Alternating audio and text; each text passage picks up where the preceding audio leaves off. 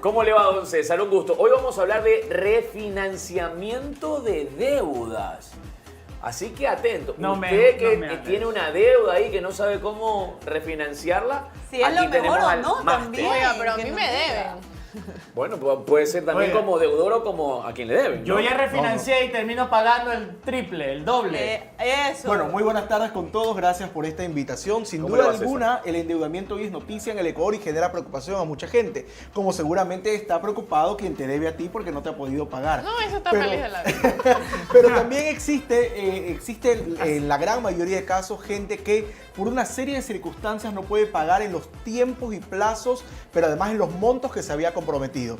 Porque perdió el trabajo, porque murió un pariente cercano, porque tiene una enfermedad catastrófica, un accidente de tránsito. Ahora mismo con este tema de la inseguridad y los toques de queda, muchas empresas se han visto obligadas y muchos negocios a mermar o a reducir sus operaciones y de alguna manera también esto implica en algunos casos incluso la salida del personal. De tal manera que muchas personas hoy tienen un problema de sobreendeudamiento. Tanto es así que según cifras oficiales de Asobanca, en esta situación se encuentran aproximadamente 3 de cada 10 ecuatorianos. Wow. Pero adicionalmente debo indicar que la cifra de quienes tienen una calificación pésima en el buró de crédito se ha triplicado en relación del 2022 con el cierre al 2023.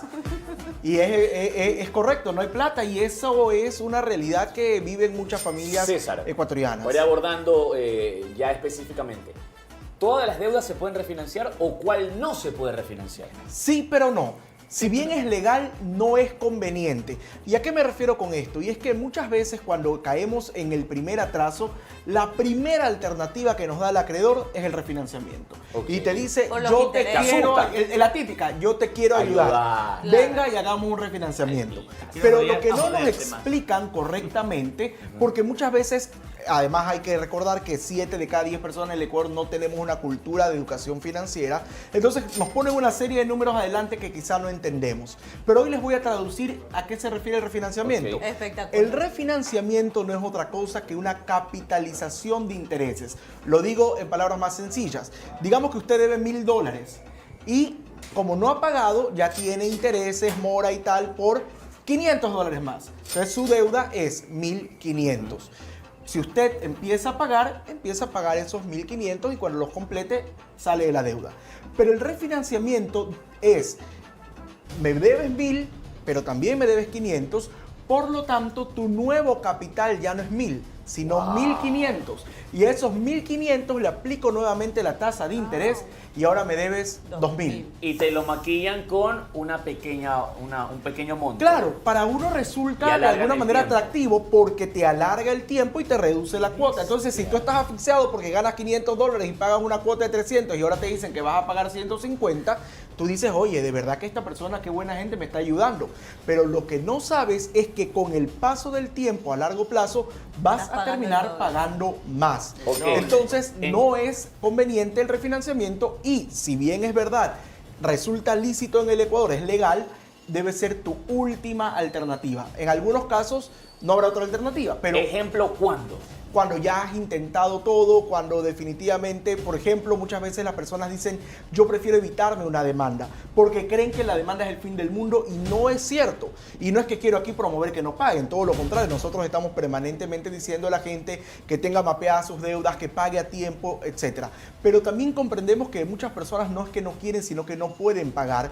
Y en ese sentido, algunos de estos casos llegan a una demanda. La demanda, repito, no es el fin del mundo, sino más bien abre una puerta para que tú negocies, ya no con la persona del banco en la ventanilla en la que tú no sabes qué hacer y terminas aceptando lo que te ponen al frente, sino tu abogado con el abogado de la entidad financiera en presencia de un juez que sirve como mediador y que les podría permitir llegar a un acuerdo y con los mucho más parámetros conveniente. que establece la ley. Que ese punto que tú acabas de tocar es fundamental. ¿Por qué?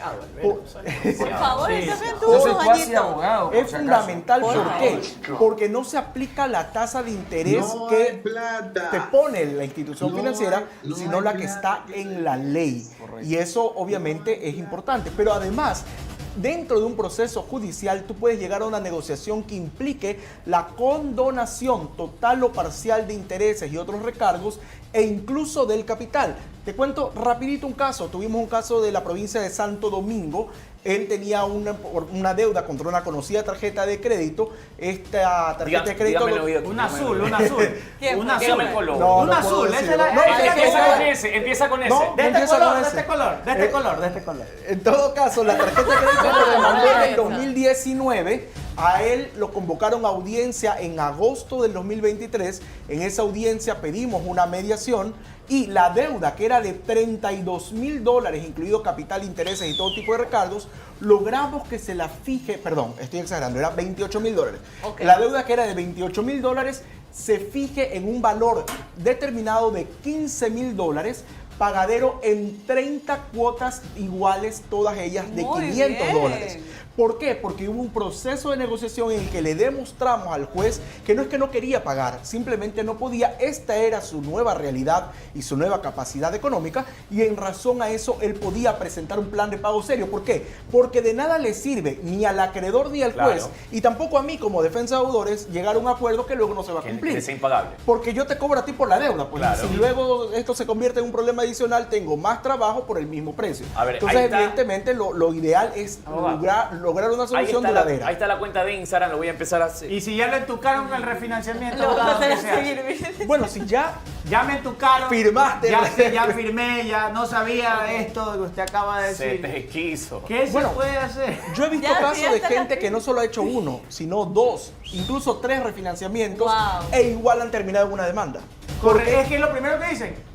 Su caso ya está en el departamento legal, así que evites. Buró de crédito, uno también se asusta con los abogados. No va a poder salir del país, te asustan. ¿Usted tiene alguna flota de motorizados que va? Ahí hay varios mitos que es importante aclarar. Primero, es verdad que cuando te atrasas en el pago de tus deudas, esto afecta a tu buró de crédito. Eso es cierto. Pero también es verdad que el proceso judicial tiene claras limitaciones. Primero, no te pueden poner prohibición de salida del país por una deuda. Salvo que ya el proceso judicial haya avanzado, tienes mandamiento de ejecución, no cumpliste, te fuiste a un proceso de insolvencia, ahí sí podría el juez disponer esto.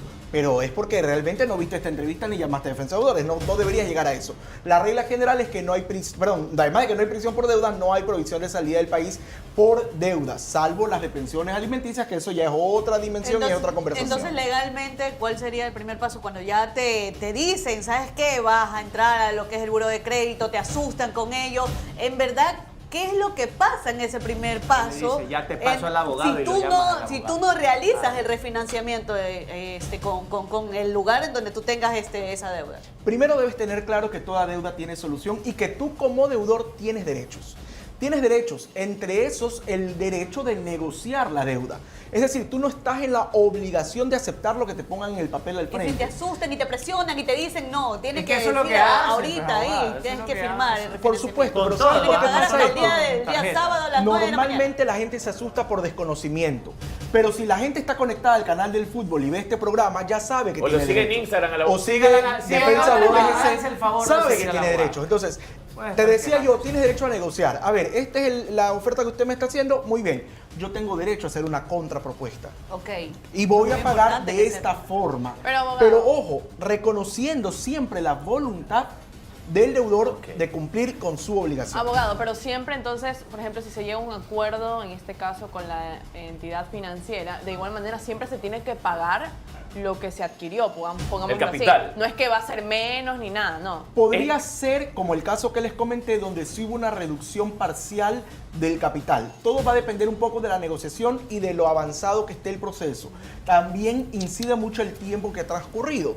¿Por qué? Porque muchas entidades también, por el paso del tiempo, ya declaran este tipo de créditos como incobrables. Entonces, las condiciones para negociar son mucho más favorables en algunos de esos casos y incluso te ofrecen ellos mismos, sin un juicio ni siquiera, procesos de reducción de la deuda. ¿Un periodo de prescripción de una deuda?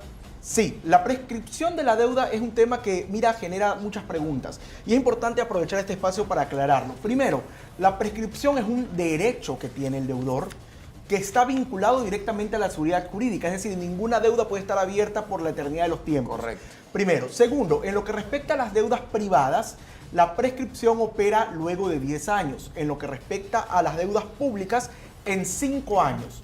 Ahora bien, la prescripción no solamente se requiere el paso del tiempo. Mucha gente dice, es que el abogado del canal del fútbol dijo que en 5 años, entonces ya son 4 años, 365, perfecto, prescribió mi deuda. No funciona así, no opera por el solo paso del tiempo. La prescripción debe ser solicitada, alegada ante la autoridad competente y así debe ser declarada. Pero además del tiempo hay otros requisitos. Primero, el tiempo. 2, no haber celebrado ningún convenio de pagos durante ese tiempo, ni tampoco haber realizado pagos parciales a esa deuda. Y tercero y no menos importante, no haber sido citado con una demanda por esa deuda. Porque puede ser que te demandaron, pero nunca te citaron. La citación es lo que interrumpe la prescripción. Estamos hablando con don César Coroneles de Defensa Deudores S. Está su número de teléfono WhatsApp para que pueda, para el abogado, para que lo puedan contactar. Última pregunta rapidito en honor al tiempo porque me lo pide la producción. Se incrementó el IVA. Debo 2 letras del carro. Estoy en un caso personal. Debo 2 letras del carro. Y me llegó un mensaje que se me incrementa la deuda mensualmente. ¿Está bien ese incremento de la deuda por el tema del IVA? No, porque tú tienes una tabla de amortización que te entregaron al momento que adquiriste el crédito. También lo están y esa tabla de amortización es la que tanto el deudor debe respetar y pagar, como el acreedor respetar y cumplir. Sí, señor. Oiga, me llegó un mensaje. Me dijo, ahora usted tiene que pagar esto. Lo que pasa es que tú lo adquiriste el carro antes de que suba el IVA. Claro, sí, Entonces, es más, ese valor no adquiere Es más, tu deuda. y también la aseguradora me dijeron, ahora también tiene que incrementar el valor del asegurado por el IVA. Ahí podría ser, dependiendo de cuál es el periodo del seguro. Porque Ahorita si ya el mismo seguro lo sigo. contrataste por 1 año antes de que suba el IVA, tienen que respetarte esa cuota que habías establecido. O sea, si me vuelven a enviar un si mensaje, en le envío una cambio, foto suya, así por le digo, supuesto, vea, pero aquí difícil, tengo mi ese abogado. teléfono como que no tiene cámara, amigo. Está como complicada la foto ahí. Pero bueno, ya te saben. puedo mandar una foto que en Defensa de Deudores hay algunas ahí. Chéverísimo, ya saben. Ojo con esos detalles. Cualquier duda que tengan alrededor de una deuda, Y que no se aviva la gente. que no se avive. Defensa de deudores. Por ese. ignorancia nos hacen pagar mucho más, abogado. Agradecido por la oportunidad de recordar que toda deuda tiene una alternativa de solución. Recuerde que tiene que, eso sí, que confiar en abogados expertos en la materia. Somos un estudio jurídico con más de 25 años de experiencia en Chile y ya con 1 año y medio aquí en el Ecuador. Te cuento que solo entre enero y febrero hemos atendido a más de 4.000 personas y eso 4.000 nos uno. permite tener la experiencia y la Méteme ahí. capacidad para poderles brindar soluciones efectivas. 4.000 No, dólares. se Ah, nota, el señora, teléfono, ahí sí ya no. 1-800-DEUDAS, la llamada es 1-800 totalmente gratuita. Y deudas. si quiere escribirnos y no llamarnos, porque el 1-800-DEUDAS es para llamada, pero si usted quiere escribir al WhatsApp... Quiero lo puede WhatsApp, hacer. tengo WhatsApp, abogado. Quiero mi Usted WhatsApp. no tiene WhatsApp. Imagina, un 800 0983 y te cobra por la llamada. No, No, ideal, la llamada es gratis, la llamada es gratis. 0983 49 74 52. Repito, 0983 49 74 52 el número de WhatsApp para escribirnos, pero si quiere llamarnos, 1-800 Hasta que la deudas chatea, y nos abogado. puedes llamar por teléfono.